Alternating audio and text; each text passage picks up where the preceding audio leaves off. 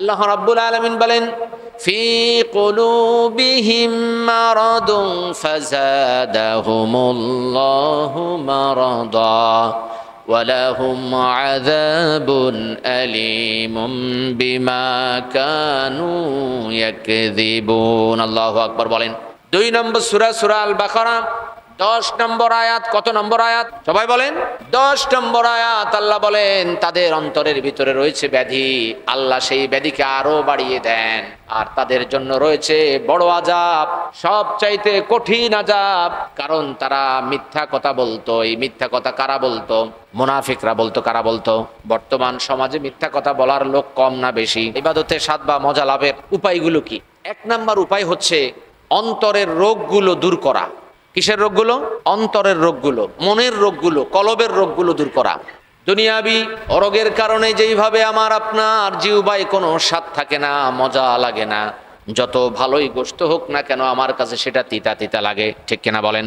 জিহ্বা আমার ঠিক নাই, আমার জিহ্বায় স্বাদটা গ্রহণ করতে পারছে না, এজন্য আমি মিষ্টি খেলেও তিতা লাগে, টক খেলে তিতা লাগে, তিতা খেলেও তিতা লাগে, ঠিক কিনা বলেন?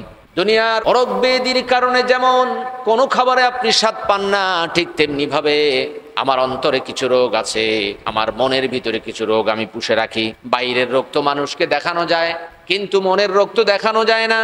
ইবলিস অনুমতি পেয়েছিল, ফেরেশতারা অনুমতি আদেশ পাওয়ার সাথে সাথে সাজদা করেছিল, কিন্তু ইবলিস সাজদা করে নাই, বরং তার অন্তরের ভিতরে একটা রোগ লুকিয়েছিল, অহংকার। বড় একটা রোগ।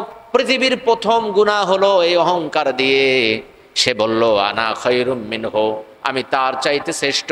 খলাকতানি মিন নারিন ওয়া খলাকতাহু মিন তিন। খলাকতানি মিন নারিন, আমাকে সৃষ্টি করা হয়েছে আগুন থেকে, আর তাকে সৃষ্টি করা হয়েছে মাটি থেকে। অর্থাৎ তার চাইতে আমি শ্রেষ্ঠ, তার চাইতে আমি উত্তম, আমি তার চাইতে ভালো। এই কথা কে বললো? কে বললো? ইবলিস। 7 নম্বর সূরা আল আরাফ 12 নম্বর আয়াত। কত নম্বর আয়াত সবাই বলেন? আপনি যখন আমার সাথে 2-1টা কথা বলবেন, এটা কিন্তু আপনার মনের ভিতরে গেঁথে যাবে, আর কথা না বলে চুপচাপ থাকলে মনের ভিতরে গাঁথবে না। এরপরে দেখেন আদম আলাইহিস সালামও আবার ভুল করলেন। ইবলিসকে অর্ডার দেওয়া হলো, সেও মানলো না, অর্ডার পালন করতে পারলো না, তার কবিরা গুনাহ হলো। আবার আদম আলাইহিস সালামকে আল্লাহ বললেন এই গাছের নিকটবর্তী হয়ো না। আদম আলাইহিস সালাম গাছের নিকটবর্তী হয়ে গেলেন, হারাম কাজ করলেন, তিনিও কবিরা গুনাহ করলেন। কিন্তু আদম আলাইহিস সালাম তিনি কবিরা গুনাহ করার পর অনুতপ্ত হয়ে গেলেন, নত হয়ে গেলেন, অর্থাৎ তার মনের ভিতরে কোনো রোগ নাই। আল্লাহ রাব্বুল আলামিন বলেন ফি কুলুবিহিম মারাদুন ফাযাদাহুমুল্লাহু মারাদা ওয়ালাহুম আযাবুন আলীমুম বিমা কানু ইয়াকযিবুন। আল্লাহু আকবার বলেন। 2 নম্বর সূরা আল বাকারা 10 নম্বর আয়াত। কত নম্বর আয়াত সবাই বলেন? 10 নম্বর আয়াত। আল্লাহ বলেন তাদের অন্তরের ভিতরে রয়েছে ব্যাধি, আল্লাহ সেই ব্যাধিকে আরো বাড়িয়ে দেন, আর তাদের জন্য রয়েছে বড় আযাব, সবচাইতে কঠিন আযাব। কারণ তারা মিথ্যা কথা বলতো। এই মিথ্যা কথা কারা বলতো? মুনাফিকরা বলতো। কারা বলতো? বর্তমান সমাজে মিথ্যা কথা বলার লোক কম না বেশি? কম না বেশি? বেশি। দেখবেন সত্য কথা পাওয়া যায় না, খুব কম। যাকেই সত্যবাদী মনে করেন সেই মিথ্যা কথা বলে, ঠিক না? খুব কম পাওয়া যায় লোকজনকে। ম্যাক্সিমাম আমরা মিথ্যা কথা বলে অভ্যস্ত। আবার অনেকেই বাচ্চাদেরকে শিখায়, আম এনেছো কার গাছ থেকে? কয় অমুকের গাছ থেকে। কয় তোমার যদি জিজ্ঞেস করে বলবা আমি আম আনিনি, ঠিক কিনা বলেন? সন্তানদেরকে তো শেখানোই যাবে না, এই শব্দই সন্তানদের কানে দেওয়া যাবে না।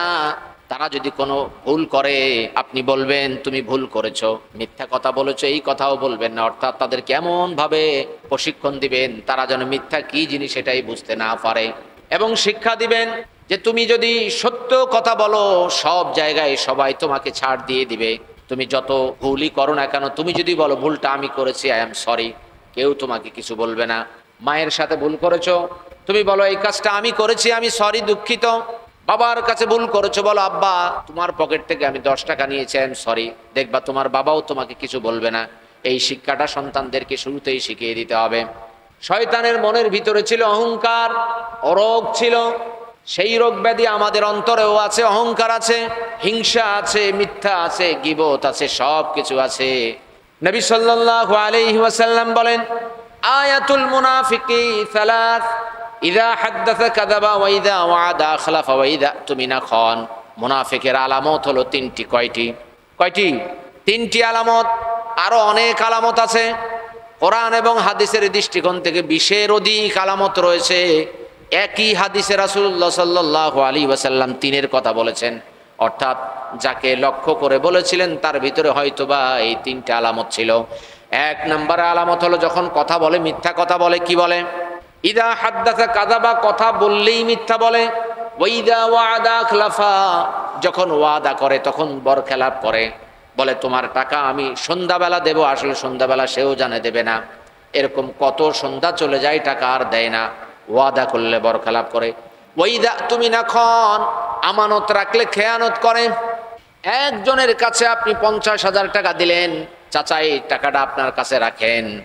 1 মাস পরে যখন আপনি টাকা আনতে গেলেন, চাচা এখন মাথা চুলকায়, কি ব্যাপার? কয়েকটা সমস্যা হয়ে গেছে, টাকা তো তোমার চাচি তোমার ছোট বোনকে দিয়ে দিছে। কি ব্যাপার চাচা? আমি বললাম যে আমি নিয়ে যাব।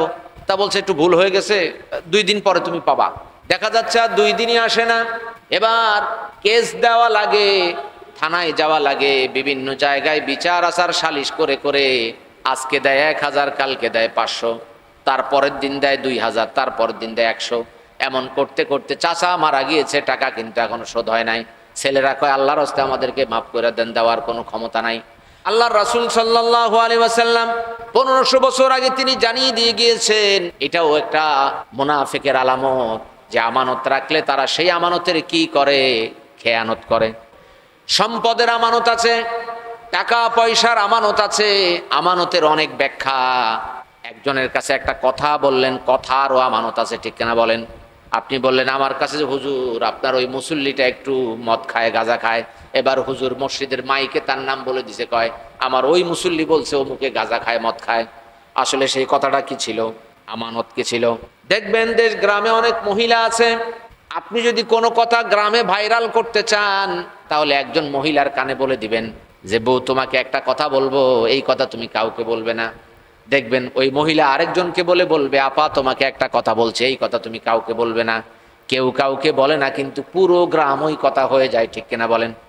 এজন্য বলছে যে আমানত রাখলে আমানতের কি করে? খেয়ানত করে। মুনাফিকের যে আলামত, এই মুনাফিকের সংখ্যাই আমাদের সমাজে কি বেশি, কিন্তু কাউকে আপনি কিন্তু মুনাফিক বলতে পারবেন না। কাউকে মুনাফিক কি বলা যাবে না। মুনাফিক বললে আবার গন্ডগোল আছে, মারামারিও আছে। তাহলে যে কোনো অপরাধ ঢাকার জন্য বা ঘুরানোর জন্য, পরিবর্তন করার জন্য বা তা থেকে বাঁচার জন্য একমাত্র অস্ত্র কি? মিথ্যা। এই জন্য মিথ্যা সকল গুনাহের মা। তাহলে 1 নম্বরে আমরা পেলাম মনের যেই ব্যাধিগুলো আছে, অহংকার, হিংসা, মিথ্যা, চগলখড়ি, গীবত, ধোঁকাবাজি, প্রতারণা, এই মনের রোগগুলো দূর করতে হবে। তারপরেই আমরা কি পাবো?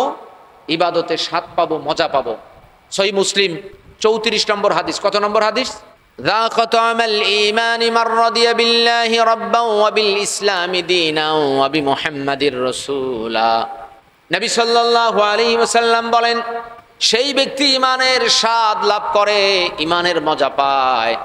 ذاق طعم الإيمان من رضي بالله ربا, যে ব্যক্তি আল্লাহকে রব হিসাবে মেনে নেয়, আল্লাহকে রব হিসাবে জানে, আল্লাহকে রব হিসাবে সে দাঁড় করায়। অবিল ইসলামী দিনা, তার জীবন চলার পাতেও হিসাবে, ধর্ম হিসাবে সে ইসলামকে বেছে নেয়। অবি মুহাম্মাদির রাসূলা, এবং আদর্শ ব্যক্তি হিসাবে নবী সাল্লাল্লাহু আলাইহি ওয়াসাল্লামকে রাসূল হিসাবে মেনে নেয়। সেই ব্যক্তি ইমানের মজা পায়, ইমানের স্বাদ পায়। সুবহানাল্লাহ। তো ইবাদতের স্বাদ পাওয়ার জন্য এই রোগ ব্যাধিগুলো দূর করতে হবে, 1 নম্বর শর্ত। 2 নম্বর শর্ত হচ্ছে ফাহাশা কথা এবং কাজ পরিহার করতে হবে। কারণ ফাহাশা কথা এবং কাজ যদি আমি না ছাড়তে পারি, অনৈতিক অনর্থক কথা যদি আমি না ছাড়তে পারি, তাহলে আমি ইবাদতে মজা পাবো না।